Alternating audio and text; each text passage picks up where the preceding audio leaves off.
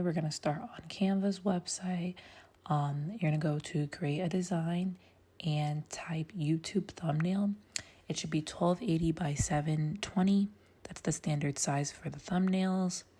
And then you can see there are different templates that you can use. I usually like to make mine on my own, but if you're like running short on time or you want some help, you can do that. Then go to uploads and go to upload files. I usually go to my folder and click the ones that I want from my camera. It's really easy, and then upload them onto Canva, and they usually have the same good quality. As you're uploading them, you can resize them. Canva has good features where you can just size the image to the way you want.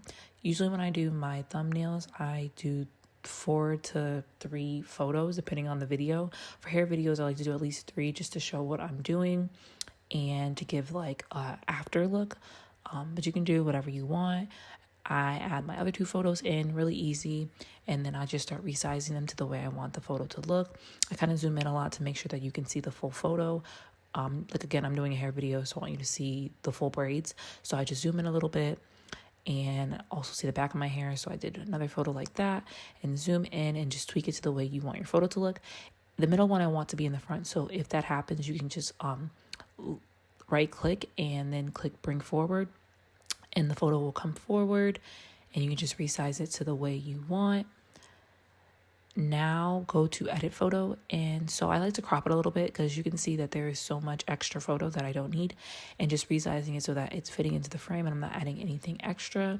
Really easy to do that, and I usually do that to all the photos just to make sure that they're sized right. And you click done, and your photo is resized. You just have to reshape it to the way you want it on the screen. Now we're going to go into heading. This is where you can write like a title from your video or something else you want to put. There's different ones you can use too. Some of them are Canva Pro, but pretty good ones are for free. And I'm going to do I can and I will. So some of the big ones have like groupings. I delete what's in there because I'm not using that. And then you can just click ungrouping and ungroup the lettering. I usually change the font to make it smaller, and then I just start typing my title in. After I type, I like to make sure that it's centered so that all the letters are not on top of each other. So I'll usually like move it to where I want it and then center it so that the letters are spaced out and taking up the whole screen just so people can read it better. And make sure you're choosing a header that people can read. So don't use like bright yellows and different things like that depending on the background, because people aren't going to be able to read that, and it's going to be less people who are going to click on your video. So now you're going to go to effects. They have different effects you can use on the lettering. I try to keep it simple, but sometimes the font will already come with its own. This one did, but I'm going to show you the different ones. They have like lift, glitch, neon, echo. They're pretty nice, and they make your video stand out a little more.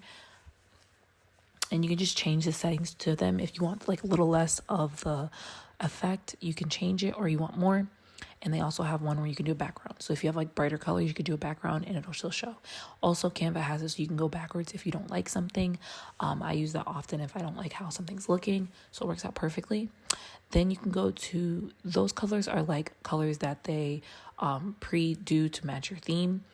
I like that a lot. It kind of matches my outfit. So I think I'm going to probably keep the one I had, but I'm going to show you a little bit of different ones you can do. And you can also go to the color wheel, which I'm going to show you now. And you can go from reds to pinks to blues, the whole rainbow, and change it to what you want. And I like to do, I copy the number and letter of a color, and you can paste it into the area that you want, and change the whole inside of the color. So change the actual like lettering of it. And as you can see, that's what I just did. I'm going back because that's not what I want, but I want to show you guys that. And then that's basically it. Download it and you are done. Don't forget to like and subscribe.